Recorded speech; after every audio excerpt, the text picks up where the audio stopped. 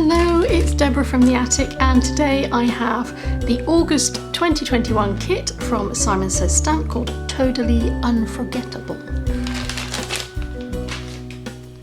These bags are so useful. They can keep all of the pages of your projects and they will hold a standard A4 sheet. They've got a really cute little tab here with the Simon Says Stamp logo on it, and I love this little detail on the zip pull.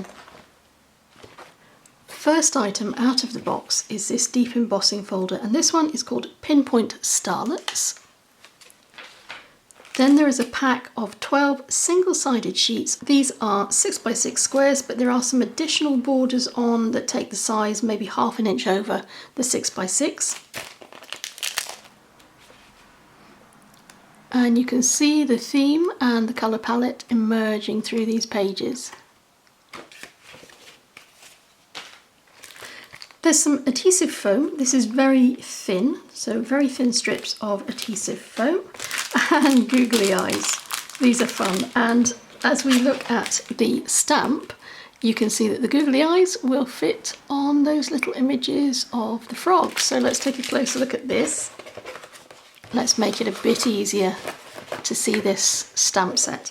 So this is called Toadally Unfrogettable, and it is a 6x8 clear stamp set.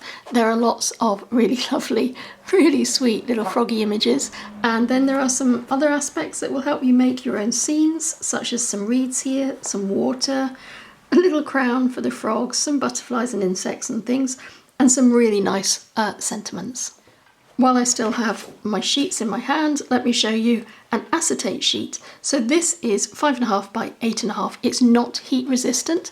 We might be able to use that for a shaker card. Now this is a great addition to the kit. This is a Build a Frog Pond 9 by 4 inch stencil. And you can see we have clouds here, we have water effects here, lily pads here, and then some foliage.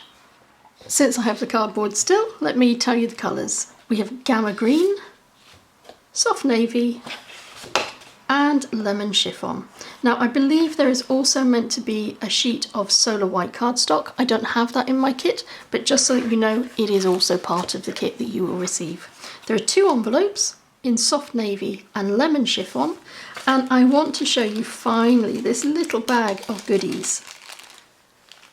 I've kept this for last. I think these are just so sweet. I thought at first when I saw the bag it was just little flowers, these pink and green little flowers, but no, it's got froggy faces in there too.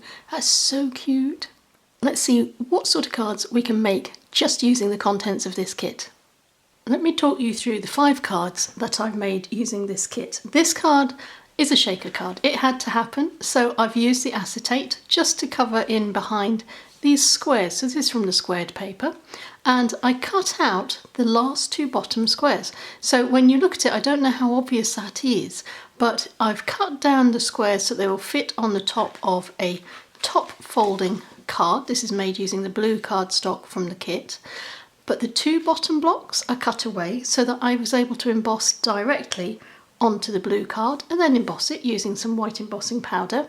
And my little character, my little frog, is on the inside, and he's got all of these lovely little sprinkles in there with him, and they move around. For my second card, I used the embossing folder. I cut a piece of white cardstock, just large enough so that it would fit on the front of a side folding card.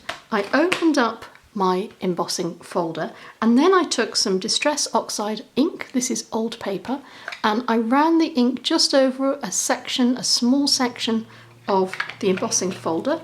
I spritzed it with a fine mist of water just to allow that ink to move around a little bit. Then I ran it through my Sizzix machine. What came out was this really beautifully embossed white area, and the paint was picked up, or the ink was picked up on just a tiny section of the card. Then I took some gold wax. This one is by Pebeo, and it is called Empire Gold. And just using my finger, I just ran that over the area that was covered by the ink so that the gold would be picked up on top of the green. I like that green, it's almost like a pistachio green.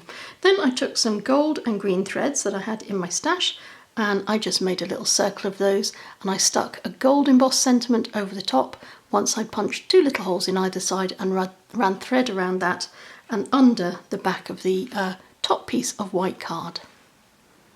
What's so useful about a fairly neutral technique like this is that this is a card that would be appropriate for male or female.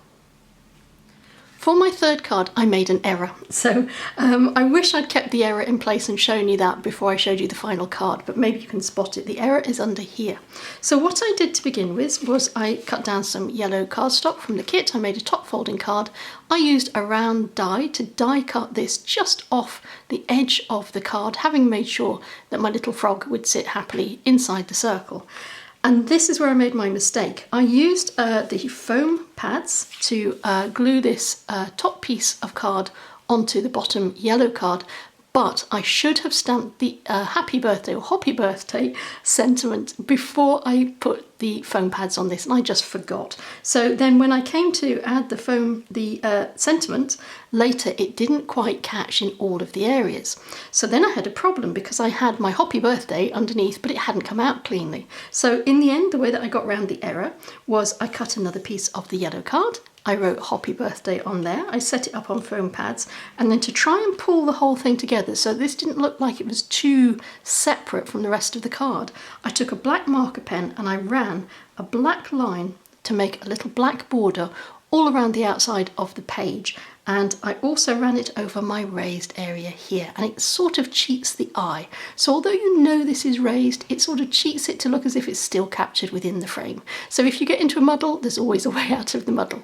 The other thing I wanted to say about this is that you can use the crown from the stamp set and the little bugs independently, so you can mix and match them onto the top of the frogs as you choose. For this card, I used the blue card from the kit to create a side folding card. I put a piece of the blue paper from the kit through the embossing folder and through my Sizzix, and you can see that because it's paper and because that's a little bit thinner than card, it's actually broken through the paper to create these little white bits. I rather like that.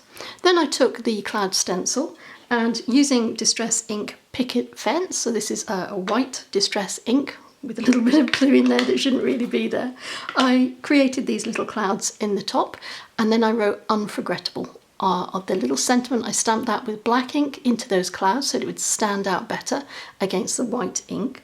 Then I used loads of the little fronds with the bulrushes on them, and I cut them out. But what I wanted to say to you is that you can cheat these. So there is this one here and this one here where I've actually just used the grasses, and I haven't used these because they're a bit fiddly to cut out, but I did want to create a little scene for my frog to sit in, so I just simply cut away the bulrushes and I just used the grasses. So if you're stamping out these stamps and you're cutting around them, use them to suit your own project. You don't have to always go with the way that they're presented, i.e. with all of the bulrushes as well. For my final card, and I think this is my favourite, I used a piece of the yellow cardstock and I created a top folding card. I took one of the pieces of paper and I cut it slightly away from the centre so that everything is not supposed to be centred. This is where the focal point is. And I used some Copic markers to colour in my frog and some bulrushes, and then I cut them out. And then I stuck my frog onto some of the foam fixers, also with the little raised foam pads. I stuck on the Unforgettable underneath it as well. And I used some of the tiny little elements to act as additional detail in the rest of the card. I'm going to show you the pens that I used. And of course you can use whatever colouring medium you have. I just happen to want to do this with the Copic markers.